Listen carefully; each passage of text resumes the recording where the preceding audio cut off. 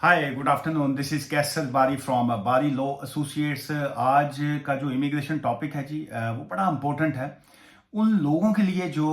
UK में spouse visa पे जब आते हैं और उसके बाद उनके आपस में जो हस्बैंड एंड वाइफ का रिलेशनशिप है उसमें गड़बड़ आती है। तो वो बहुत से लोग जो हैं उनको वीज़ा के हवाले से जो इश्यूज आते हैं कि असी हूं की करना है, अब हमें क्या करना होगा, क्या हम जो है यहाँ पे फर्दर जो है किसी और वीज़ा में स्विच कर सकते हैं या साड़ी बुढ़ी सानू यूके चो ही कटेगी। सो इस तरह के जो इश्यूज आते हैं उसमें बहुत से लोग जो हैं उनको अवेयरनेस नहीं होती और वो सम टाइम जो है उसमें असाइलम की तरफ चले जाते हैं। और ज़्यादातर बल्कि लोग जो हैं वो उनको गाइड ये किया जाता है कि आप असाइलम क्लेम कर लें। तो वो जब वो असाइलम क्लेम करते हैं तो क्या उनके ऐसे जो उनकी सिचुएशन है तो उसके बाद उनको कोई वीज़ा जो है लेना उनके लिए आसान होता है या मुश्किल होता है, और क्या आप जो लड़ाई झगड़ा के बाद आप विक्टिम हैं, आप डोमेस्टिक वायलेंस के विक्टिम हैं या आप डोमेस्टिक जो अब्यूज़ आपका हुआ है आप उसके विक्टिम हैं। इसके हवाले से मैं आज थोड़ी तफसील में बात करूंगा, लेकिन जहन में रखिएगा it's not a legal advice. अब मैं I am not giving you a legal advice यहाँ पे ही है, और मैं सिर्फ और सिर्फ आपके साथ जो प्रैक्टिकली जो एक्सपीरियंस होता है और जब होम ऑफिस बहुत से केसेस में रिफ्यूज़ल भेजता है तो उसके बाद उसमें कौन से ऐसे इश्यूज होते हैं जिसकी वजह से आपकी एप्लीकेशन को जो वो रिफ्यूज़ करते हैं और उसका फ्यूचर में जो है हम उस तरह की रिफ्यूज़ल से कैसे मैं फ़ायदा उठाता हूँ या हमें उस आइंदा से उस रिफ्यूज़ल से बचने के लिए क्या करना चाहिए। सो यही जो नॉलेज है, यही इंफॉर्मेशन जो है वो मैं आज आपके साथ जो है वो डिस्कस करूंगा जी। चलिए, जिस वक्त एक तो जेन में रखिए जब इस तरह की सिचुएशन आती है तो चूंकि वैसे तो लॉ में जो है अभी चेंजेस आ चुकी हैं, ये जो जनवरी 24 के बाद जो है आप चाहे स्टूडेंट के जो पार्टनर हैं या आप स्किल्ड वर्कर वीज़ा के होल्डर के पार्टनर हैं या आपके हस्बैंड एंड वाइफ जो हैं वो स्किल्ड वर्कर वीज़ा पे आए, स्टूडेंट वीज़ा पे आए या किसी और वीज़ा पे आए, तब भी अगर आपकी ऐसी सिचुएशन होती है, आप मार कुटाई का कुटमार का शिकार हैं, तो तब भी आप जो है ये domestic violence and domestic abuse जो है उसकी एप्लीकेशन फाइल कर सकते हैं। और लेकिन ये जो ज़्यादातर जो इस तरह के केसेस होते हैं, चूंकि अभी ये जो दूसरा लॉ नया आया है जनवरी 24 के बाद, अभी उसमें अभी उसका स्टार्ट है, अभी उसमें क्या आगे होम ऑफिस उस पर क्या एक्शन करेगा, रिएक्शन करेगा, it will take a time. So अभी हम बात कर रहे हैं इस जो मौजूदा सिनेरियो की, जिसमें पिछली केसेस के ऊपर जब रिफ्यूजल आती है, आप आए एज अ हस्बैंड बन के आप आ गए, हस्बैंड बन के नहीं बल्कि हस्बैंड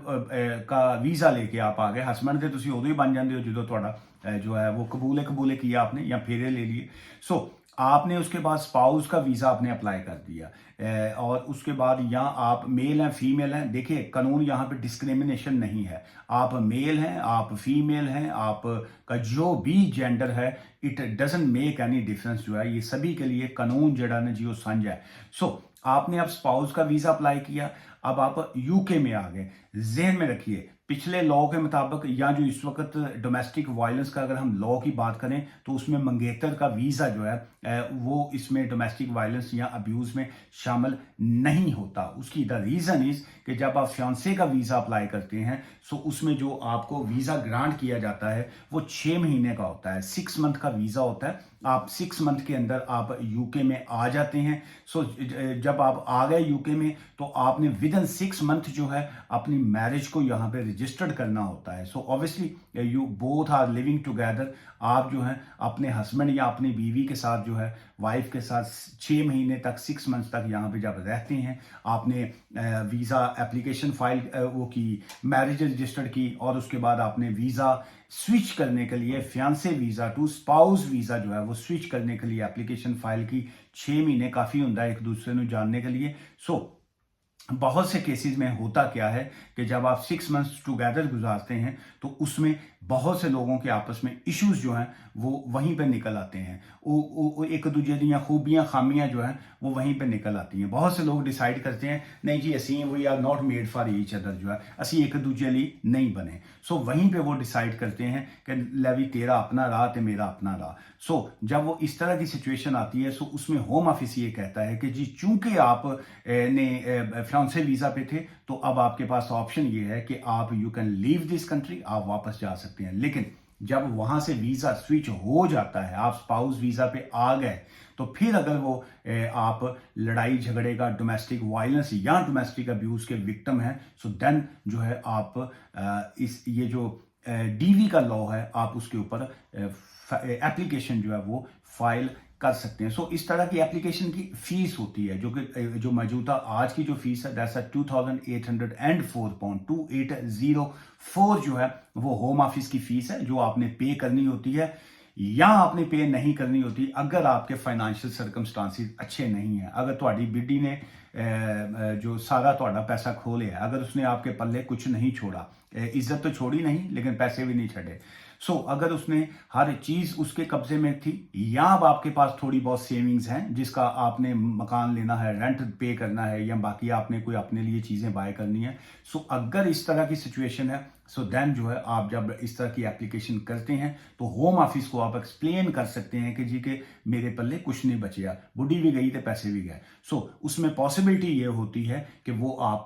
से जो है वो जो फीस है 2804 पाउंड जो है वो आपसे फीस होम ऑफिस से ना ले। लेकिन वकीला ने माफ नहीं करनी जी, वकील ने तो पहले पैसे करने, उन्होंने जी पहले लियाओ ਭਾਈਜਾਨ, ਤੁਹਾਡੀ ਲੜਾਈ ਝਗੜਾ ਸੀ ਤੁਹਾਡੀ ਬੁੜੀ ਨਾਲ, ਜੋ ਸਾਡਾ ਕੀ ਕਸੂਰ। ਹੁਣ ਤੁਸੀਂ ਚਾਹੁੰਦੇ ਹੋ ਸਾਨੂੰ ਪੈਸੇ ਨਾ ਦਿਓ ਤੇ ਸਾਡੇ ਘਰ ਵੀ ਲੜਾਈ ਪੈ ਜਾਏ, या साड़ी अगर कोई गर्लफ्रेंड है तो वो भी नस जाए। सो पैसे जो हैं वकील ने तो छोड़ने नहीं है, लेकिन अगर आप वकील की फीस भी अफोर्ड नहीं करते, so then there is a option कि आप लीगल एड फर्म्स जो हैं आप उनके पास जा सकते हैं, एडवाइस ब्यूरो के पास जा सकते हैं, मुख्तलिफ जो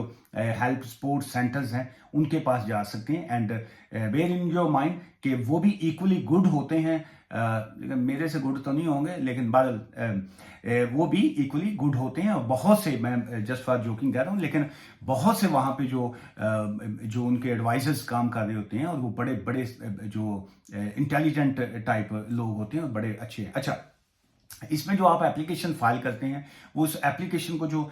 अगर वो आपकी एप्लीकेशन एक्सेप्ट हो जाती है, सो वो एप्लीकेशन टेक्निकली तौर पे इंडेफिनिट लीव टू रिमेन की ही एप्लीकेशन कंसिडर की जाती है कि हमने आपकी एप्लीकेशन को एक्सेप्ट कर लिया, सो हम आपको ILR जो है वो दे रहे हैं। लेकिन अगर वो आपकी एप्लीकेशन को रिफ्यूज कर देते हैं, बहुत से केसेस में आपको जो है वो पॉसिबिलिटीज नहीं होती, लेकिन मोस्टली जो है वो आपको AR का राइट जो है, एडमिन रिव्यू जिसको कहते हैं, एडमिनिस्ट्रेटिव रिव्यू का राइट देते हैं, और उसमें आपने 28 दिन के अंदर 28 डेज के अंदर आपने रिव्यू फाइल करना होता है। अगर आपका रिव्यू सक्सेसफुल हो जाए, वेल एंड गुड, अदरवाइज आपको फर्दर जो होता है वो आपको राइट ऑफ अपील दिया जाता है, जिसमें आपने 14 डेज के अंदर जो है वो अपील पे जाना होता है। लेकिन जितना समय ये गुजरता है, जितना ये टाइम निकलता है, उसमें आपका जो पीरियड होता है वो लीगल काउंट होता है। सो उसमें यू आर नॉट ओवरस्टेयर, आपका जो काम की परमिशन है, जो आपका बैंक अकाउंट्स हैं, जो आपका ड्राइविंग लाइसेंस है, वट एवर जो भी आपकी पहले की कंडीशंस थी, सिर्फ आपने बेगम को खोया होता है, और बाकी जो है वो सब कुछ वैसे ही चलता है जैसे पहले चलता है जी। अच्छा, इसमें एक अहम पॉइंट है, वो मैं आपसे जो है इस वीडियो का जो पार्ट 2 मैं कल करूंगा, या जब भी मुझे टाइम मिला मैं उसको मैं करूंगा। उसमें यह है कि क्या आप डोमेस्टिक वायलेंस के विक्टिम हैं या आपकी वाइफ या आपका हस्बैंड विक्टिम है। सो इसमें जो आपको वीजा ग्रांट किया जाता है होम ऑफिस की जानब से, उसमें उन्होंने विक्टिम का वर्ड यूज किया है कि आप विक्टिम है, मैं एक हस्बैंड हूं, आप मेरी मोहतरमा है, बेगम है, हम दोनों की लड़ाई होगी। अब हूँ मैं भी ਤੁਹਾਨੂੰ ਚਪੇੜ मारती है तो तुसी मैनू अगो 2-3 कड़ मारियां ने। सो अब उसमें जो है विक्टिम कौन बनेगा, अब ये साबित कौन करेगा कि विक्टिम कौन है, ये एक बड़ा क्वेश्चन मार्क है, जिसकी वजह से जो है वो एप्लीकेशंस में रिफ्यूजल्स आती हैं, क्योंकि ये साबित करना कि चपेड़ पहले किन्ने मारी है, वो जो है बड़ा अहम पॉइंट है। जो विक्टिम बन गया वो बाजी जीत गया। अब विक्टिम बहुत से केसेस में जो बंदा जो है बेचारा मेरे जैसा मासूम आदमी वो विक्टिम होता है, लेकिन वो साबित नहीं कर सकता क्योंकि बास का नहाउन जावे ना बंदा तो थल्यों बुढ़ी जड़ा ना पानी खोल लेगी, वो बेचारा उत्ते ठंडे पानी च नहाएगा, फिर ਉਹਨੂੰ ਜਦੋਂ ਉਹਨੇ ਸਾਲਨ ਰੋਟੀ ਖਾਣੀ ਹੈ ਉਹਦੇ ਵਿੱਚ ਨਮਕ ਤੇਜ਼ ਪਾ ਦੇਗੀ ਤਾਂ ਕਿ ਇਹਦਾ ਬਲੱਡ ਪ੍ਰੈਸ਼ਰ ਹਾਈ ਹੋਵੇ ਇਸ वगैरह ਦਾ ਤੇ ਤਾਂ ਕਿ सिर दर्द लगे। या वो और तरह की चीज़ों का वो जो है विक्टिम होगा एक्चुअली जो है वो पैसे रखेगा, वो अपने पैसे अपने पे पाएगी हैं वो अपने लिए लाएगी कि जी मैं हूँ खाड़ी का सूट लेना या मैं फलां चीज़ें जो है ना वो लेनी है, ईद आ रही है जी मैंने तो कपड़े लेने हैं। वो अपनी चीज़ें वो करेगी जो उन्हें कहना जी मेरे पीछे माँ बीमार हैगी मैंने को खर्चा भेजन दे, भाई मेरा बेकार सवेरे रोटी खाता है दोपहर में रोटी खाता है रात में रोटी खाता है काम कोई नहीं करता लेकिन मैं खर्चा भेजना, वो कहेगी तू उन्होंने क्यों भेजना। वो टेक्निकली विक्टिम तो है। देखिए फाइनेंशियली किसी को अब्यूज करना जो है वो भी है, लेकिन इसकी जो बड़ी लंबी एक लिस्ट है कि आप किस किस सिचुएशन में जो है आप जो है वो विक्टिम हो सकते हैं ये डोमेस्टिक वायलेंस के, उसकी भी मैं जो है वो नेक्स्ट वीडियो में करूंगा। लेकिन अगेन वही, क्या मैं इस जबर और जुल्म के बावजूद मैं विक्टिम हूं, मैं साबित ही नहीं कर सका, तो वो जो साबित कर गई वो कहेगी कि जी मैं विक्टिम हूँ, वो बैठी है सामने, मैं क्या चाह का कप दे दे, उन्हें चाह जी उन्हें मेरे मुंह पे मारती हैं, मुंह मैं निकल के। अब मैं कहाँ पे साबित करूंगा जी विक्टिम मैं हूँ, असल में तो विक्टिम मैं हूँ। मैं उन्होंने कहा कि अपना मैनू प्लेट फड़ा रही उतों, वो कई होंगे ना कहते वो थुक सुट के प्लेट साफ करके ते फड़ा देंगी, फिर वो तेरा गंदी है चाह पीन लगियां जड़ा ना वो कुली करती। इस किस्म के ये मैं कोई कॉमेडी के तौर पे नहीं ये बता रहा हूँ, ये मैं प्रैक्टिकल आपको बता रहा हूँ कि किस तरह की जो खवातीन हैं वो जुल्म किस तरीके से करती हैं, लेकिन आपके पास जो है वो एविडेंस नहीं होती कि आप साबित कैसे करें। वो गाली के सवाल जो है वो बोलेगी नहीं, वो आपको गाली दे के ही बुलाएगी आपको, जो है उन्हें यह थोड़ी कहना सोनू कहाँ हो, उन्हें तो जो बुलाना है ना उन्हें यही कहना है ओ बाबा बाबा बाबा बाबा कहाँ हो। इसलिए जो है वो डैश डैश मैंने इसलिए डाल दी है कि ताकि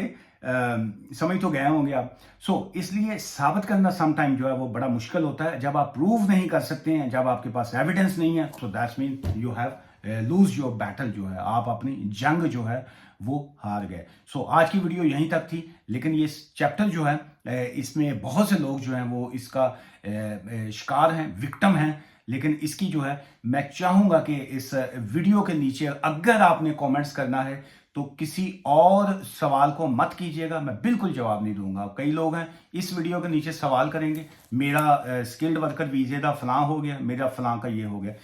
डोमेस्टिक वायलेंस के हवाले से ही नीचे सवाल कीजिएगा ताकि उसको मैं नेक्स्ट वीडियो में वो शामिल कर सकूं। अगली वीडियो में हम बात करेंगे कि रीजन फॉर एडमिन रिव्यू है वो क्या होती है, डोमेस्टिक वायलेंस में अगर आप कौन कौन सी कंडीशंस हैं तो फिर आपके पास क्या ऑप्शंस आ जाते हैं, और उसके बाद ये है कि कौन सी ऐसी लिस्ट ऑफ डॉक्यूमेंट्स है जैसे फिजिकल आ गया, सेक्सुअल आ गया, फाइनेंशियल आ गया, इमोशनल आ गया, ये सारी चीज़ों को जो अगली वीडियो में डिस्कस करेंगे, और क्या अब आपके पास ऑप्शंस क्या हैं और आप अपना केस को साबित उसमें कैसे करेंगे। आज की इस वीडियो से मुझे इजाज़त दीजिएगा, दुआ में याद रखिएगा, take care, bye for now.